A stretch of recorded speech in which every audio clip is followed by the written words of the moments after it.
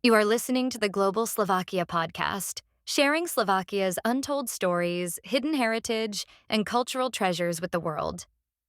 Welcome back to Traditional Occupations, where we explore the skilled hands and silent crafts that shaped Slovak society. Today, we enter the world of spinning wheels and sheep's wool, into the time-honored tradition of broadcloth making. This was a trade that clothed peasants and nobles alike, connected mountain villages to distant ports, and stitched Slovakia into the fabric of global commerce. Wool has been part of Slovak life for thousands of years, but the Middle Ages saw a transformation.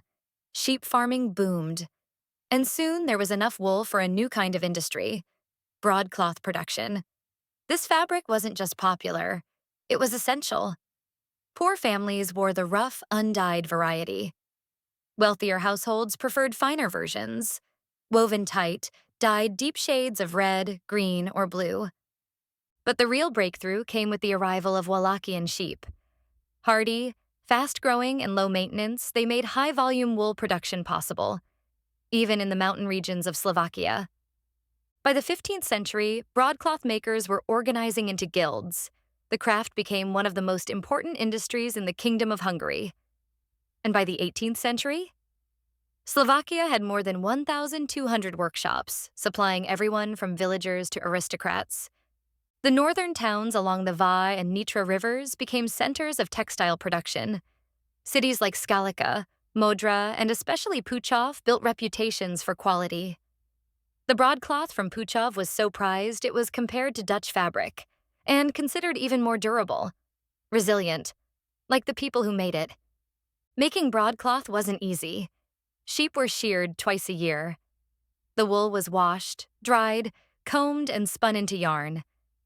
Then it was woven on wide looms into cloth.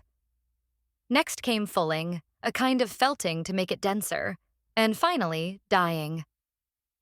But that last step required expert hands. Skilled dyers were rare and expensive, which meant vibrant colored cloth was out of reach for many. Still, rural families who couldn't afford the full process made their own. They used what they could, then sold the rest at market. In the mountains, this was an essential secondary income. By the 19th century, Slovak craftsmen supplied 97% of the Kingdom of Hungary's broadcloth demand. The industry was booming. But then came modernization. New factories, cheaper processes, and changing borders disrupted everything. The broadcloth factory in Jelena became one of the biggest in the empire, producing over 600,000 meters of cloth per year. Traditional workshops couldn't compete. By 1930, only 48 remained. Still, the legacy endures. Slovak-made broadcloth once traveled to India, France, and Britain. It covered working shoulders and royal backs. And it still lives on in our traditional kroj, the ceremonial costumes that echo the rhythms of village life. From sheep to shuttle, broadcloth was more than fabric. It was a livelihood, a symbol, and a testament to patience and craft. Thank you for listening to Traditional Occupations, a series from the Global Slovakia podcast. Want to explore more stories like this? Explore our online program, Heritage and Homeland, our most popular course, certified for the Slovak Living Abroad certificate. It's a journey into Slovakia's culture, customs, and hidden past, designed especially for Slovak descendants around the world.